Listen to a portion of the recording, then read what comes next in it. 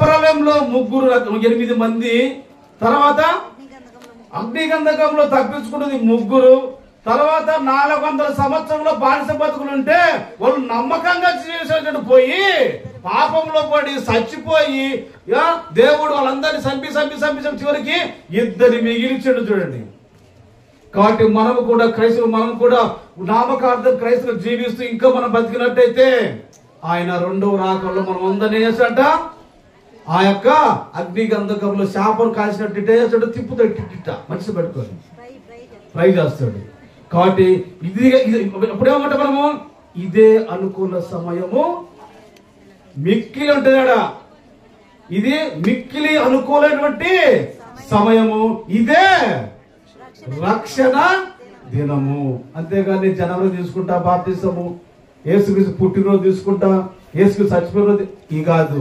నువ్వు వాక్యం విన్న తర్వాత వాక్యానికి నీ హృదయంలో నువ్వు ఎప్పుడైతే నువ్వు చోటిస్తావో, వాక్యానికి నువ్వు లోబడినట్లయితే నువ్వు ఎంబటేం కావాలి, నువ్వు రక్షణ కావాలి నువ్వు. కాబట్టి మనం చూసినాం. కాబట్టి రక్షణ పొందువాడు కొంతమంది అంటే కొంతమంది అని బైబిల్ చెప్తుంది. కాబట్టి అయితే ఆ యొక్క రక్షణ కొంతమందిలో మనము ఉన్నామా లేవని మనము తెలుసుకోవాలి. కాబట్టి ఈరోజు మనము కూడా ఒకళ్ళు రక్షణ లేకపోతే నువ్వు రక్షణలోకి వచ్చేవారిగా ఉండాలి. దేవుడు వాక్యం దీవించును గాక. ఆమేన్.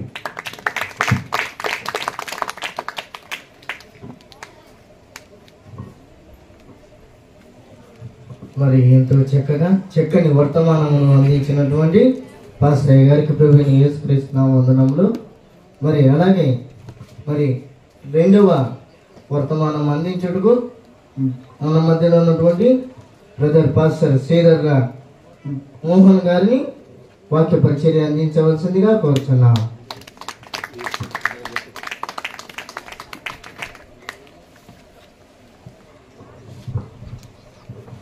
యేసుక్రీస్తు నామమున వందనములు. ఈ అవకాశం ఇచ్చినటువంటి దేవునికి కూడా కృతజ్ఞతలు చెల్లిస్తుంటున్నాను. అదేవిధంగా ఈ యొక్క సమయంలో ఈ యొక్క అవకాశాన్ని మాకు ఇచ్చేటువంటి యొక్క సహోదరులు సులమాన గారికి, అదేవిధంగా రమేష్ గారికి కూడా వందనాలు తెలియజేస్తుంటున్నాను. ఈ యొక్క సమయంలో మన దేవుని యొక్క వాక్యాన్ని మనం నేర్చుకునే ముందు ప్రార్థించుకుందాం. ప్రార్థన.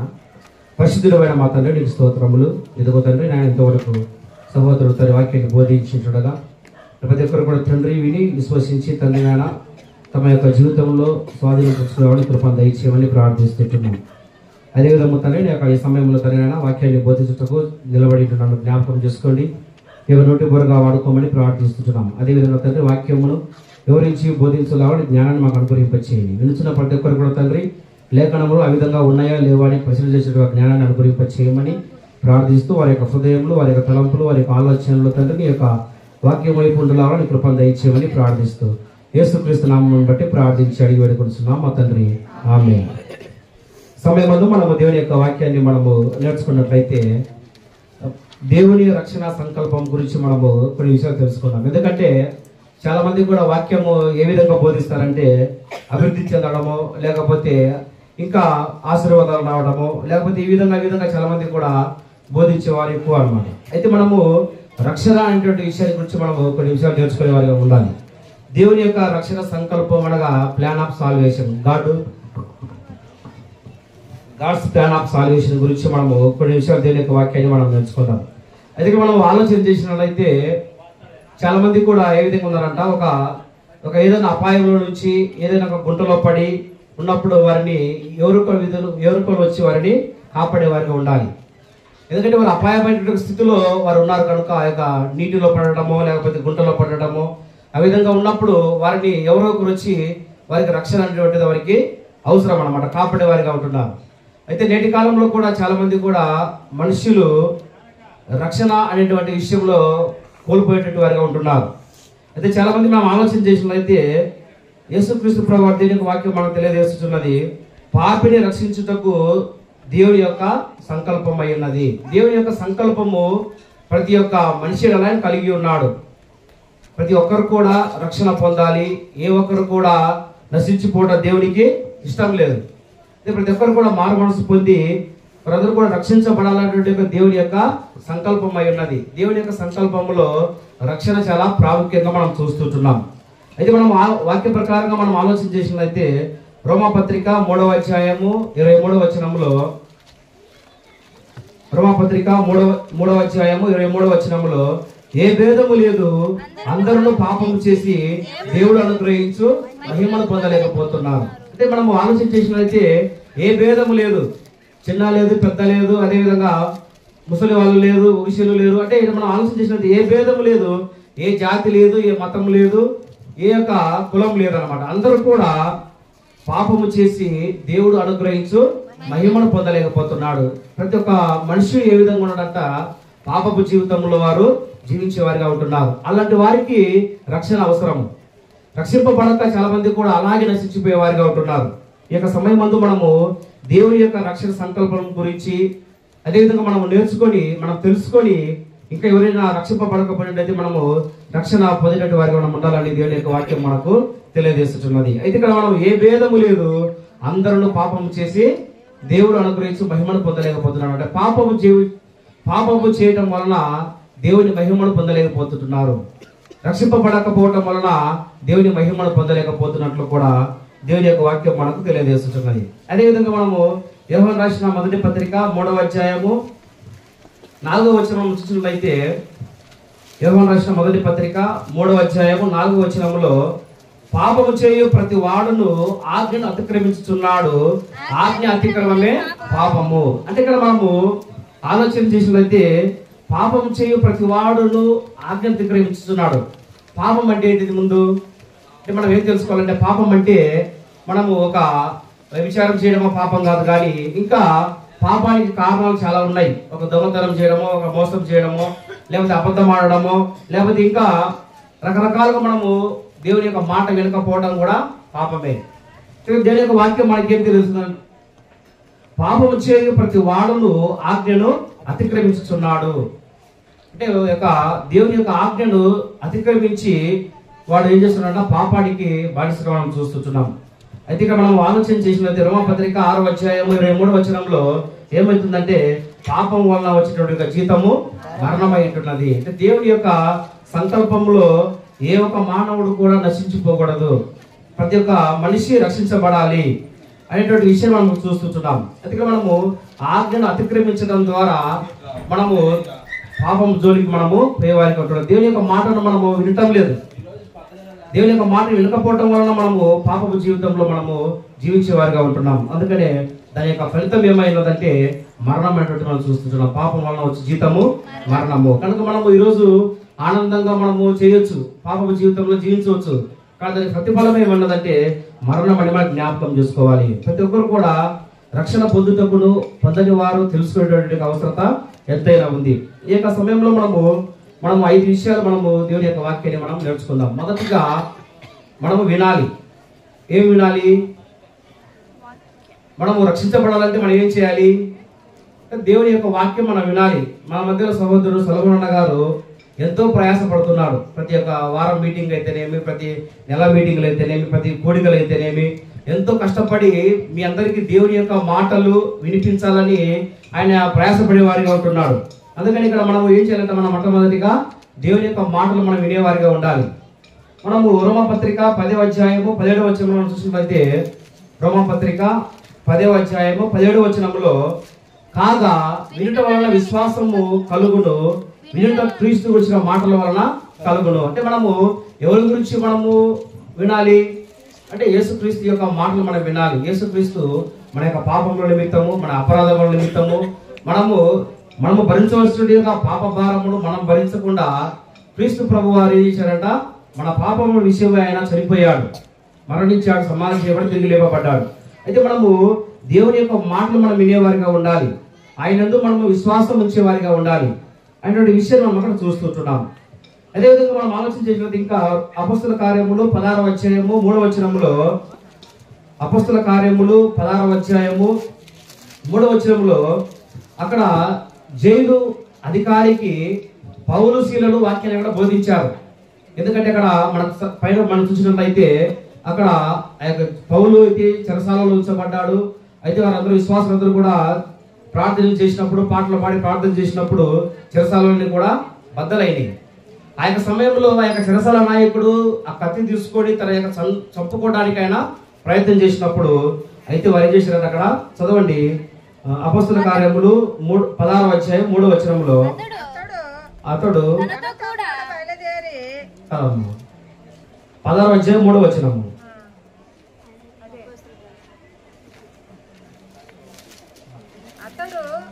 తనతో కూడా బయలుదేరి రావాలని పౌలు కోరి అతని తండ్రి గ్రీసు దేశస్థుడని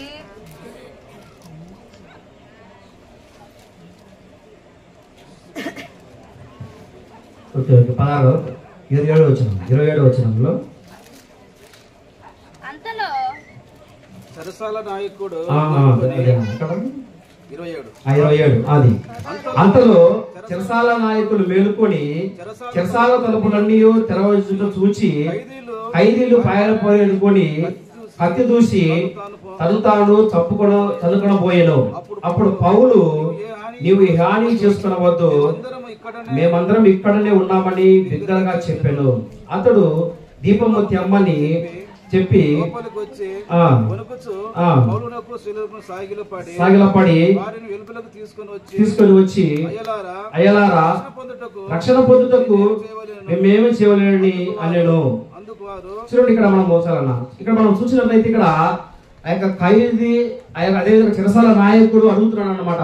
ఆ యొక్క పౌలును శీలను బట్టి ఆయన ఏమంటున్నాడంటే, అయ్యలారా మేము రక్షణ పొందుటకు ఏమి చేయాలి? నేటి కాలంలో మనం అడుగుతున్నామా? మేము రక్షణ పొందాలంటే మేము ఏమి చేయాలని చెప్పి అనేక స్వార్థ కూడికలు, అనేక రక్షణ గురించి మీటింగ్స్ ఏర్పాటు చేసినప్పటికీ కూడా మనము రక్షింపబడకపోతున్నాం. కారణం ఏంటంటే మనము నిజంగా దేవుని యందు మనము విశ్వాసం ఉంచలేదు కాబట్టి. అందుకే ఇక్కడ మనం ఆలోచన చేసినట్లయితే ఇక్కడ ఆ యొక్క జైలు అధికారి ఏమంటున్నాడంట, అయ్యలారా రక్షణ పొందుటకు నేను ఏమి చేయవలెను, అందుకు వారు ప్రభువైన యేసునందు విశ్వాసం ఉంచుము, అప్పుడు నీవును నీ ఇంటి వారు రక్షణ పొందుదురని చెప్పి అతనికి అతనుకున్న వారికి అందరికీ దేవుని వాక్యమును బోధించిరి. చూడండి, ఇక్కడ వారు ఏం చేశారంట, దేవుని వాక్యమును విన్నారు. ఎందుకంటే ప్రతి ఒక్క మనిషిని యొక్క హృదయములు కదిలిపబడతాయి అన్నమాట దేవుని యొక్క వాక్యం వింటే.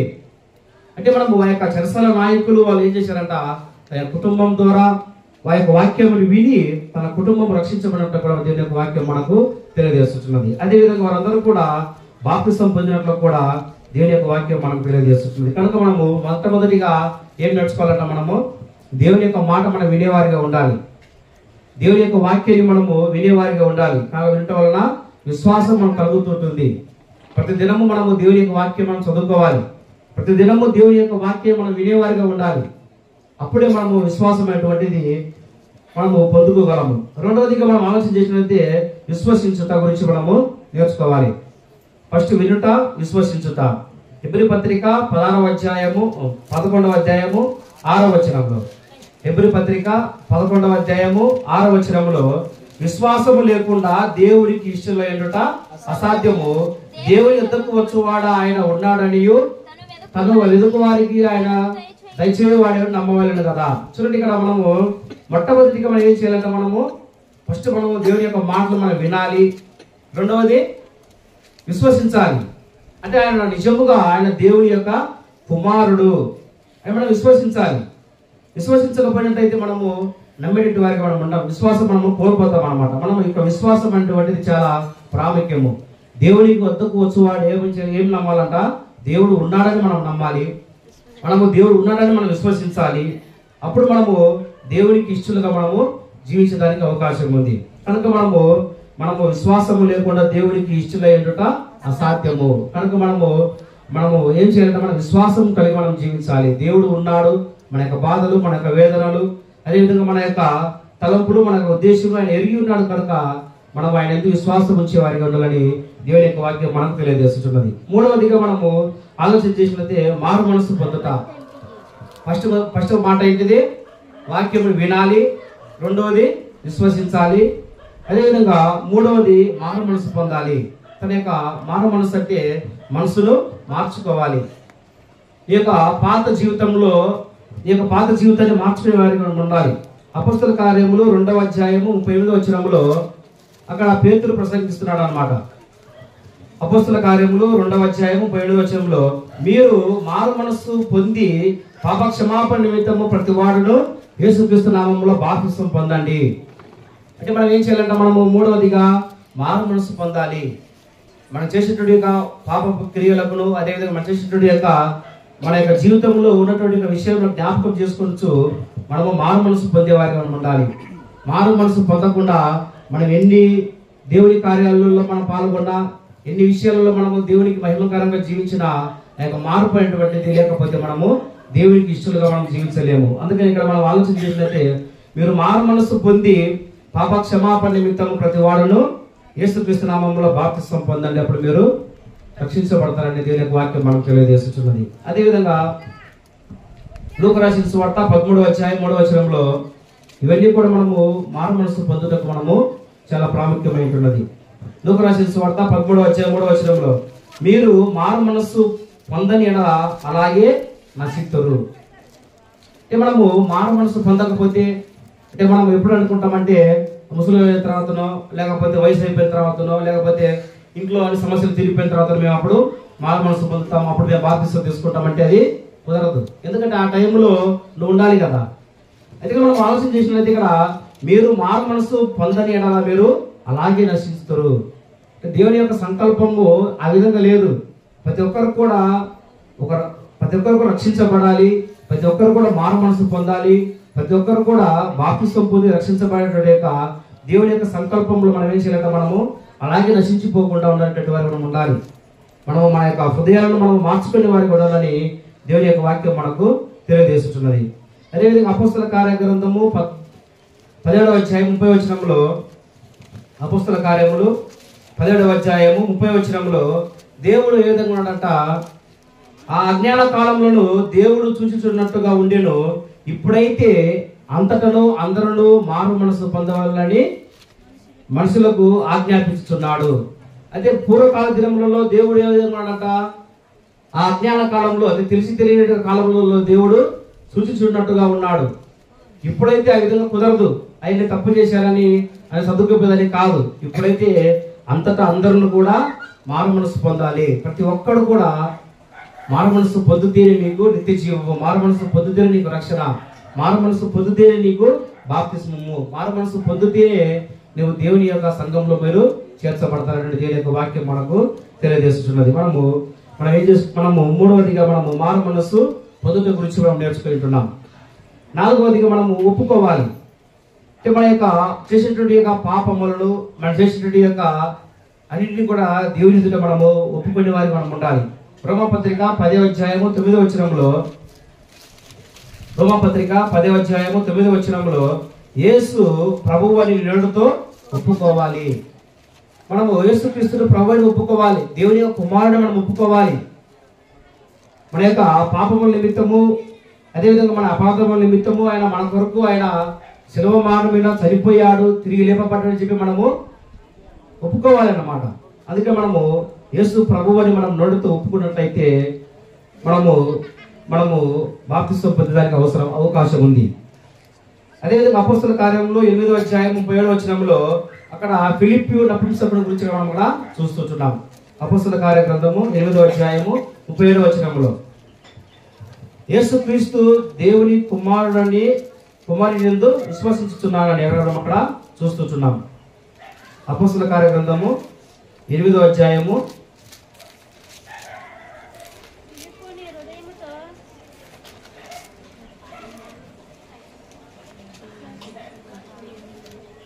అపోస్తల కార్య గ్రంథము 8వ అధ్యాయము 37వ వచనంలో ఫిలిప్పు నీ పూర్ణ హృదయముతో విశ్వసించిన ఎడల పొందవచ్చునని చెప్పిను.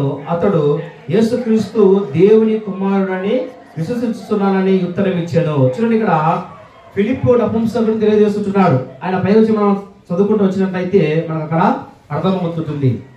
అయితే మనము దేవుని యొక్క కుమారుడని ఆయన విశ్వసించాడు అన్నమాట. ఆయన ద్వారానే మనకు రక్షణ ఉంది, యేసుక్రీస్తు ద్వారానే మనకు నిత్య జీవం ఉంది, యేసుక్రీస్తు ద్వారానే మనకు నిత్య మార్గం ఉంది అని ఆయన తెలుసుకొని ఉన్నాడు కనుక ఆయన తన యొక్క నోటితో ఆయన ఒప్పుకొని ఉన్నాడు కనుక అప్పుడు ఫిలిప్పు అతనికి బాప్తిసం ఇచ్చినట్లు కూడా దేవుని యొక్క వాక్యం మనకు తెలియజేస్తున్నది. కనుక మనము యేసుక్రీస్తు దేవుని కుమారుడని ఒప్పుకోవాలి. మనము కూడా మనం నిజంగా దేవుని కుమారుడని మనం ఒప్పుకునే వారిగా మనం ఉండాలని దేవుని యొక్క వాక్యం మనకు తెలియజేస్తున్నది. ఐదవదిగా మనము ఆలోచన చేసినట్టు బాప్తిసం గురించి మనము తెలుసుకోవాలి. అపోస్తల కార్య గ్రంథము 2వ అధ్యాయం 7వ వచనంలో మనం చదువుకుంటున్నాము, మారు మనసు పొంది ప్రతి వారిలో బాప్తిసం పొందాలి. ప్రతి ఒక్కరు కూడా మార్పు చెందేటువంటి వారిగా ఉండాలి. ప్రతి ఒక్కరు కూడా మారు మనసు పొంది పాప క్షమాపణ నిమిత్తము బాప్తిసం పొందాలని దేవుని యొక్క వాక్యం మనకు తెలియజేస్తున్నది. మార్కు రాసిన సువార్త 16వ అధ్యాయం 16వ వచనంలో నమ్మి బాప్తిసం పొందిన వాడు రక్షించబడను, నమ్మని వాడికి శిక్ష విధించబడను. అంటే మనము చాలా మంది కూడా దేవుని యందు విశ్వాసం ఉంచుతారు, అని చేస్తారు, కానీ బాప్తిసం వచ్చేసరికి వెనుకడి చేస్తుంటారు. ఎందుకంటే బాప్తిసం పొందితే నీకు నిత్య జీవము, పొందకపోయినట్లయితే నీకు నిత్య నరకమని దేవుని యొక్క వాక్యం మనం తెలియజేస్తుంది. కనుక ఎవరైతే నమ్మి బాప్తిసం పొందుతారో వారు రక్షించబడతారు. నమ్మని వాడికి ఏముందంట, శిక్ష ఉంది. ఆ శిక్ష మనం తప్పించుకోవాలంటే మనం ఏం చేయాలంటే మనము బాప్తిసం పొందేవారు మనం ఉండాలి. చాలా మంది కూడా బాప్తిసం పొందకుండా ఏదైతే అప్పుడు చూసుకోవచ్చు, చాలా మంది నిర్లక్ష్యం చేసే వారిగా ఉంటున్నారు. వారు ఆజ్ఞాన కాలంలో దేవుడు చూపించినట్టుగా ఉన్నాడు, అప్పుడు మనం తెలిసి తెలియకనో ఆ విధంగా మనం జరిగిపోయింది. ఇప్పుడైతే మన యొక్క గ్రామంలో సువార్థికుడు ఉన్నాడు, అదేవిధంగా అన్న ద్వారా రక్షణ అనే మార్గము, అదే ఈ విధంగా అనేకులకు సువార్త ప్రకటించబడుతుంటుంది. ఆ యొక్క సువార్త వలన మీరందరూ కూడా విని మీ యొక్క మనసులు మార్చుకొని దేవునికి దగ్గరగా ఉండాలని మిమ్మల్ని హెచ్చరిస్తున్నాను. అందుకని ఇక్కడ నమ్మి బాప్తిసం పొందిన వాడు రక్షించబడును, నమ్మని వాడికి శిక్ష విధించబడని వాక్యం సెలవిస్తున్నాడు. అదేవిధంగా మనం ఆలోచన చేసినట్టు పేతురు రాసిన మొదటి పత్రిక 3వ అధ్యాయము 21వ వచనం చూసినట్లయితే పేతురు రాసినటువంటి మొదటి పత్రిక 3వ అధ్యాయము 21వ వచనంలో అక్కడ బాప్తిసము పొందిన వారి గురించి మనం అక్కడ చూస్తుంటున్నాం.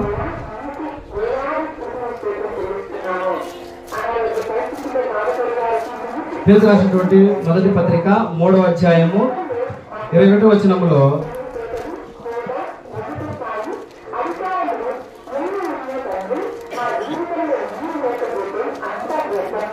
పేతురు రాసినటువంటి మొదటి పత్రిక 3వ అధ్యాయము 21వ వచనంలో 22వ వచనం చూద్దాం. 20 నుంచి దేవుని దీర్ఘశాంతము ఇంకా కనిపెట్టుచున్నప్పుడు పూర్వము నోవాహు దినములలో ఓడ సిద్ధపరచబడుచుండగా అవిధేయులైన వారి యొద్దకు అనగా చెరలో ఉన్న ఆత్మల యొద్దకు ఆయన ఆత్మస్వరూపిగానే వెళ్ళి వారికి ప్రకటించెను. ఆ ఓడలో కొందరు అనగా 8 మంది నీటి ద్వారా రక్షణ పొందిరి. దానికి సాదృశ్యమైన బాప్తిసము ఇప్పుడు మిమ్మల్ని రక్షించుచున్నది. అదేమనగా శరీర మాల్యమును తీసివేయటకు కాదు గాని యేసుక్రీస్తు పునరుత్థాన మూలముగా దేవుని విషయము నిర్మలమైన మనస్సాక్షి వచ్చు ప్రత్యుత్తరమే. చూడండి, ఇక్కడ మనము ఆలోచన చేసినట్లయితే ఇక్కడ నోవాహు కుటుంబం అక్కడ మనం రక్షించబడినట్టు మనం చూస్తున్నాం. దానికి సాదృశ్యంగా ఏ విధంగా అయితే జలప్రలయం ద్వారా నోవాహు తన కుటుంబాన్ని రక్షించబడి ఉన్నాడు, ఆ యొక్క నీటి ప్రళయం ద్వారా రక్షించబడి ఉన్నాడు, అదే విధముగా మనం ఏం చేయాలంటే మనము ఆ యొక్క బాప్తిసం ద్వారా మనము రక్షించబడాలి. అదేవిధంగా అందుకే దానికి సాదృశ్యమైన బాప్తిసం ఇప్పుడు మిమ్మల్ని రక్షించుచున్నది. నోవాహు కాలంలో వారు ఓడ ద్వారా వారు రక్షించబడ్డారు, వారి యొక్క కుటుంబము 8 మంది. దానికి సాదృశ్యంగా నేటి కాలంలో క్రైస్తవులమైన మనమందరం కూడా బాప్తిసం పొందాలనే అవసరత ఉందని దేవుని యొక్క వాక్యం మనకు తెలియజేస్తున్నది. అదేమనగా శరీర మాల్యమును తీసివేయటం కాదు కానీ క్రీస్తు పునరుత్థాన మూలంగా దేవుని విషయంలో చూడండి, ఇక్కడ మనము బాప్తిసం పొందుతున్నామంటే మనము మునిగి లేయటం కాదు కానీ మనము దేవుని యందు మనం విశ్వాసం ఉంచాలి, వాక్యం వినాలి, విశ్వాసం ఉంచాలి, మారుమనసు పొందాలి. అదేవిధంగా పాప క్షమాపణ నిమిత్తం మనము బాప్తిసం పొందాలి. అప్పుడే నీవు రక్షించబడతావు, అప్పుడు నీకు నిత్య జీవం ఉంటుంది. ఆ విధంగా మనం చేయకపోయినట్లయితే మనము నిత్య నరకాగ్నికి పాత్రలు అవుతామని దేవుని యొక్క వాక్యం మనకు తెలియజేస్తుంది. కనుక నోవాహు కుటుంబము ఆ యొక్క జలప్రలయం ద్వారా వారు రక్షించబడ్డారు. దానికి సాదృశ్యంగా మనం బాప్తిసం ద్వారా మనము రక్షించబడుతున్నామనే విషయం మనము దేవుని యొక్క వాక్యం మనకు తెలియజేస్తున్నది. అదేవిధంగా రోమాపత్రిక 6వ అధ్యాయము 3 నుంచి 4 వరకు మనం చూసినట్లయితే రోమాపత్రిక 6వ అధ్యాయము 3వ వచనం నుంచి 10వ వచనం చూసుకుందాం. క్రీస్తు యేసులోనికి బాప్తిసం పొందిన మనమందరము ఆయన మరణంలోనికి పొందుతామని మీరు ఎరుగరా? కాబట్టి తండ్రి మహిమ వలన క్రీస్తు మృతుల నుండి ఎలాగ లేపబడినో అలాగే మనము నూతన జీవమును పొందిన వారమై నడుచుకున్నట్లు మనము బాప్తిసం వలన మరణంలో పాలు పొందుటకై ఆయనతో కూడా పాతి పెట్టబడింది. చూడండి, ఇక్కడ అపోస్తలుడైన పౌలు తెలియజేస్తున్నాడు. మనము ఏ విధంగా ఉండాలంటే మనము క్రీస్తులోనికి బాప్తిసం పొందిన మనమందరము క్రీస్తును ధరించుకొని ఉన్నాము. అంటే మనము యేసుక్రీస్తు ఏ విధంగా అయితే ఆయన మరణించాడో, సమాధి చేయబడ్డాడు, తిరిగి లేపబడ్డాడో, మనము కూడా మన యొక్క పాపములను మన యొక్క ఒప్పుకొని ఆ పాపములు నీటిలో సమాధి చేయబడి మనము తిరిగి లేపబడాలి. యొక్క విషయాన్ని మనం అక్కడ చూస్తుంటున్నాం. కనుక మనము అలాంటి విధానంలో మనము జీవించే వారి మనం ఉండాలి. మనం బాప్తిసం పొందగా ఉన్నట్లయితే మనము బాప్తిసం పొందడానికి మనము సిద్ధపాటు కలిగి ఉండాలి. అందుకని ఇక్కడ క్రీస్తులోనికి బాప్తిసం పొందిన మనమందరము క్రీస్తును ధరించుకొని ఉన్నాము.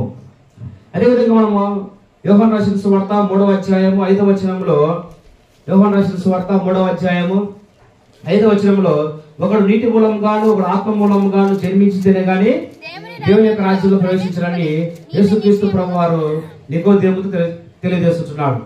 అంటే నేను ఎలా జన్మించాలని ఆయన ప్రశ్న వేస్తున్నాడు యేసుక్రీస్తు ప్రభుని. నేను ఏ విధంగా జన్మించాలి? నేను మరలా మా యొక్క తల్లి గర్భంలోకి నేను వెళ్ళి మళ్ళీ ప్రవేశించి నేను మళ్ళా జన్మించాలన్నప్పుడు యేసుక్రీస్తు ప్రభు తెలియజేసే మాట ఏంటంటే ఒకడు నీటి మూలముగాను ఆత్మ మూలముగాను జన్మించాలనే విషయాన్ని ఆయన తెలియజేస్తున్నాడు. కనుక మనము ఒకవేళ మనం బాప్తిసం పొందకపోయినట్లయితే మనము బాప్తిసం పొందడానికి మనము సిద్ధపాటు కలిగి ఉండాలని దేవుని యొక్క వాక్యం మనకు తెలియజేస్తున్నది. అదేవిధంగా మనము ఆలోచన చేసినట్లయితే మనమందరం కూడా ఈ యొక్క బాప్తిసం అనేటువంటి చాలా ప్రాముఖ్యమైనటువంటి విషయం మనం చూస్తున్నాం. అదేవిధంగా మనం ఏం చేయాలంటే మనము మరణము పర్యంత వరకు మనము నమ్మకంగా ఉండాలి. అంతతో అయిపోలేదు మన పని. వాక్యం విన్నాము, విశ్వసించినాము, మారు మనసు పొందాము, మన బాప్తిసం పొందిన తర్వాత అందరితో అయిపోలే. ప్రతి ఆదివారం మన దేవుని యొక్క సన్నిధానంలో మనము కూడుకొని మనము దేవుని యొక్క వాక్యాన్ని మనము నేర్చుకునే వారిగా ఉండాలి. అపొస్తలుల బోధలోను, సహవాసంలోను, రొట్టె విరుచుటలోను, ప్రార్థన చేయడంలోను ఎడతెగక మనం జీవించే వారికి ఉండాలని దేవుని యొక్క వాక్యం మనకు తెలియజేస్తుంది. కనుక మరణ పర్యంత వరకు నమ్మకంగా ఉన్నట్లయితే నీకు దేవుడు మనకి ఏమిస్తాడంటే జీవ కిరీటం ఇచ్చాడని ప్రకటన గ్రంథము 2వ అధ్యాయం 10వ వాక్యం మనం చూస్తున్నాం. ప్రకటన గ్రంథం 2వ అధ్యాయము 10వ వచనంలో మరణం వరకు నమ్మకముగా ఉండుము, నేను నీకు జీవ కిరీటం ఇచ్చాను. అది మనం మరణం పర్యంత వరకు నమ్మకంగా జీవించాలి. ఏ విధంగా నమ్మకంగా? దేవుని యందు నమ్మకంగా ఉండాలి, కుటుంబంలో నమ్మకంగా ఉండాలి, సమాజంలో నమ్మకంగా ఉండాలి, అదేవిధంగా బంధువుల దగ్గర నమ్మకంగా ఉండాలి, సంఘంలో మనము నమ్మకంగా జీవించాలి. అప్పుడు నువ్వు మరణించినట్లయితే నీకు జీవ కిరీటం ఉందని దేవుని యొక్క వాక్యం మనకు తెలియజేస్తుంది. కనుక మనము రక్షణ గురించి మనం తెలుసుకొని ఉంటున్నాం. ఇంతవరకు మనం అందరం కూడా రక్షించబడకపోయినట్లయితే ప్రతి ఒక్కరు కూడా వాక్యం వినండి, విశ్వసించండి, మారు మనసు పొందాలి. పాప క్షమాపణ నిమిత్తం మీరు బాప్తిసం పొంది రక్షించబడినట్లయితే నిత్య జీవం మనకు దొరుకుతుంది. కనుక అలాంటి విధానంలో మనం అందరం కూడా ఇంకా బాప్తిసం పొందక ఉన్నట్లయితే వారందరూ కూడా బాప్తిసం తీసుకుంటూ సిద్ధపాటు కలిగి ఉండాలని మిమ్మల్ని హెచ్చరించుకుంటూ ఈ అవకాశం ఇచ్చినటువంటి యొక్క స్థానిక సంఘ సువార్థిక సులభానంద గారికి వందనాలు తెలియజేస్తున్నాను.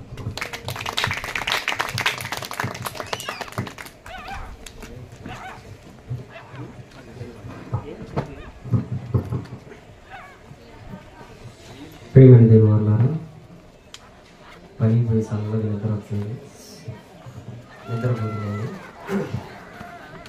దైవజనులు మన గ్రామాన్ని ప్రేమించి, గ్రామ ప్రజలను ప్రేమించి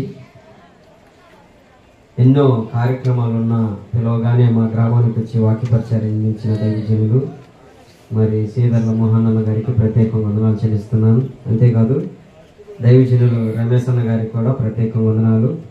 అంతేకాదు దైవజనులు దేవదానమయ్య గారికి కూడా ప్రత్యేకంగా వందనాలు చెల్లిస్తున్నాను. ఒక విషయం చెప్పి నేను ముగిస్తాను. గత 3 రోజుల కిందట మరి దైవజనులు ప్రగడాల ప్రవీణ్ గారు చనిపోయి ఉన్నారు. కొంతమంది తెలుసునో తెలీదు.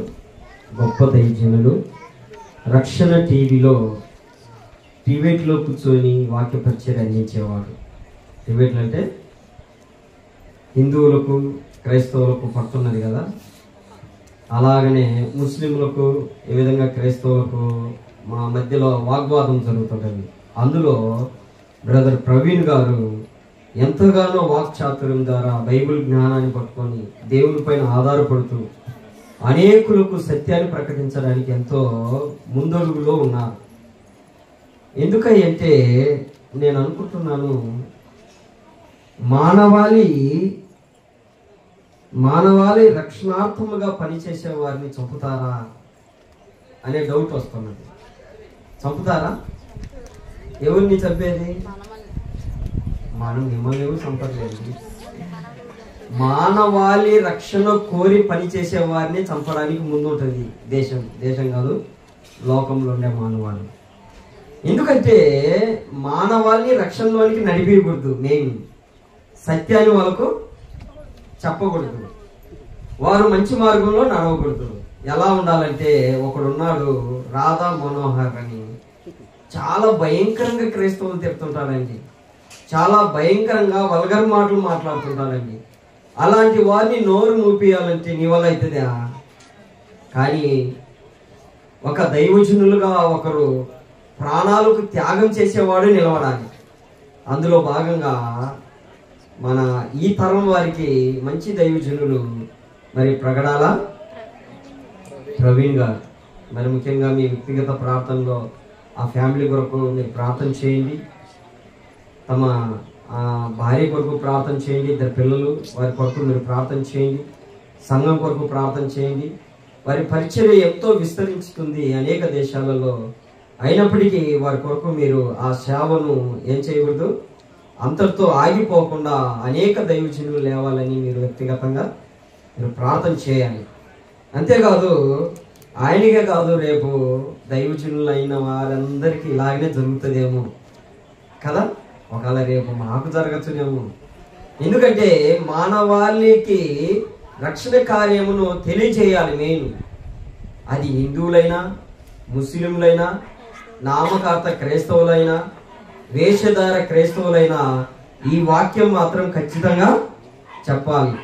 వాళ్ళు ఏమనుకున్నా ఇబ్బంది లేదు, వారు కొట్టాలనుకున్నా ఇబ్బంది లేదు, కానీ దేవుని వాక్యం అయితే చెప్పి ఒప్పించి వారికి రక్షణ కార్యము జరిగించాలి. అందుకే యేసు ప్రభు వారు ఎందుకు వచ్చారు? ఇదిగో నశించిపోతున్నా వారికి ఏం చేయాలనుకున్నాడు? రక్షించాలనుకున్నాడు. అందుకే నశించిపోతున్న సమాజాన్ని రక్షించాలనుకుంటే ఈ మానవాళి ఏం చేసింది చెప్పండి? ఆయన చంపింది. అంతేనా? యేసు ప్రభు వారిని ఏం చేసింది? చంపింది. అదే విధంగా అపోస్తులైన వారిని మంచి మార్గం నడిపేయడానికి వాళ్ళు వెళ్ళిపోతే ఒకరిని తల నరికారు, ఒకరిని తోలు వలిచారు, ఒకరిని సిలువ చంపారు, ఒకరిని బాణాలతో చంపారు. ఎందుకు? మానవాళి రక్షణార్థముగా వెళ్ళిపోతే, ప్రకటించడానికి వెళ్ళిపోతే ఇంత ఘోర నేరాలు జరుగుతాయంటే జరుగుతాయి. దీని వల్ల ఎవరికి లాభం చెప్పండి? చంపిన వాళ్ళకి లాభమా, చనిపోయిన వాళ్ళకి లాభమా? గట్టిగా చెప్పండి. చంపిన వారికి లాభమాలా? ఏమంటారా? చంపిన వాళ్ళకి లాభాలా? యేసు ప్రభుని చంపారు, వాళ్ళకేమన్నా లాభమా? అపోస్తులైన వారిని చంపారు, వారికి ఏమన్నా లాభమా? ఎంతో మంది దైవజనులు అప్పటి నుంచి నేటి వరకు చంపబడుతూనే ఉన్నారు, వారికి ఏమన్నా లాభమా? ఎవరికి లాభం? ఇప్పుడు దేవునికి లాభం. దైవజనులు చచ్చిపోతే ఎవరికి లాభము? ఎందుకంటే నా కుమారుడు నా దగ్గరికి వస్తాడు తొందరగా. ఎందుకంటే ఎంతో మందికి రక్షణార్థముగా పనిచేశారు. నేను వారి కోసం ఎదురు చూస్తున్నాను. రా బిడ్డ, రా బిడ్డ. ఎవరు చంపబడతారో వారు తొందరగా ఎవరి దగ్గరికి పోతారు? ఎవరికి లాభము? ఈ లోకం అనుకుంటుంది లేకుండా చేయాలనుకుంటుంది, కానీ దేవుడు అనుకుంటాడు తొందరగా నా కుమారుడు నా కుమార్తె నా దగ్గరికి వస్తారు. ఆ కోరిక కలిగి ఉన్నప్పుడే మనం నిజంగా దేవుని దగ్గరికి వెళ్ళిపోతామండి. హృదయ శుద్ధి గల ధన్యులు వారి దేవుని చూస్తారు. ఎప్పుడు? ఎప్పుడు? దేవుని కొరకు అత్తసాక్షి అవుతావా? దేవుని కొరకు చచ్చిపోతావా? దేవుని కొరకు ప్రాణం పెట్టగలవా? ఏది చేసినా ఒకటే, తొందరగా దేవుని చేరుకునే అవకాశం ఇదే. లేకుంటే మంచంలో పడి వాళ్ళు చూడలేక వీళ్ళు చూడలేక, చూడండి ఇన్ని మాటలు, ఇన్ని బూతులు మాటలు, ఆ కోడలు చూడలేదని ఇంత లేకుండా అకస్మాత్తుగా చచ్చిపోతే ఎంత అదృష్టం. అదృష్టం సంపాదించుకున్నాడు ఎవరు? గట్టి చెప్పండి. ప్రగడాల ప్రవీణ్ గారు. మనం కూడా అలాగనే వెళ్ళిపోవాలి. ప్రార్థన చేయండి. అందుకే ఏమంటాడంటే పౌలు గారు, బ్రతుకుట క్రీస్తే. గట్టి చెప్పండి. లాభమేనా? ఎవరికి లాభము? పౌలు గారికా? దేవునికి లాభం. అంతే కదా? దేవునికి లాభము, సాయితానుకు ఈ లోకానికి నష్టం. ఎందుకంటే దైవజనులందరూ చచ్చిపోయారు అనుకోండి, చెప్పేవాడు ఒక్కడు కూడా ఉండడు. ఈ రక్షణ కార్యము, ఈ రక్షణ అనే సువార్తను చెప్పేవాడు ఎవరు ఉండడు. అందరూ నరకానికి వెళ్ళిపోతారు. చెప్పేవాడు ఒక్కడైనా ఉండాలి, ప్రాణం చేసేవాడు ఒక్కడైనా ఉండాలి, అతసాక్షి అయ్యేదానికి ఒక్కడైనా ఉండాలి. అందులో ప్రతి దైవజనులు అలాగనే ఉన్నారు. వారి అందరి కొరకు ప్రార్థన చేయండి. ఏ సమయంలో ఏం జరుగుతుంది ఎవరికి తెలియదు. ప్రాణం ఉంటే మళ్ళా సంఘంలో మీతో కలుస్తారు, లేకపోతే దేవునితో కలిసిపోతారు. అనుక్షణము మీరు ప్రార్థన చేస్తూ ఉండాలి దైవ సేవకులు. ఓకేనా? అలాగా మిమ్మల్ని అందరినీ దేవుని పనిలో బహుగా వాడబడాలని, బహుగా ఉండాలని, బహుగా చేయాలని మిమ్మల్ని కోరుకుంటూ, మరి ఇంకొక విషయం చెప్పాలి. రేపు దినములో ఉంది కదా, ఏముంది? ప్రార్థన కూడిపోయింది మన ఇంటి దగ్గర. అందరు కలిసి రండి. అందరూ దేవుణ్ణి గణపరచుటకు అందరూ మరి 7 గంటలకు రమ్మంటే 8:30 వస్తున్నారు. చాలా సంతోషము. ఇంకా 9 గంటలకు వచ్చితే ఇంకా మేలే. నెల వారం చెప్తున్నాము కాబట్టి తొందరగా రండి. రేపు 6:30కే ప్రారంభం అవుతుంది, 8:30 ముగించబడుతుంది. దయచేసి ఎంత ముందు వస్తారో అంత తొందరగా వెళ్ళడానికి సిద్ధపడుతున్నాను. ఓకేనా? యథావిధిగా వచ్చే వారము ఎక్కడ, ఏ వీధిలో? చింతలమ్మ బజార్లో సువార్త కూడుకుంటుంది. దయచేసి అక్కడున్న ప్రాంతంలో ఉన్న వారందరూ కూడా మీరు తెలియజేసి మీరు సువార్త కూడికలో హాజరు కావాలని ఇప్పుడు పెట్టమని చేస్తున్నాను. అందరూ మోకరించినట్లయితే ప్రార్థనలో ఏకీభవించుతారు.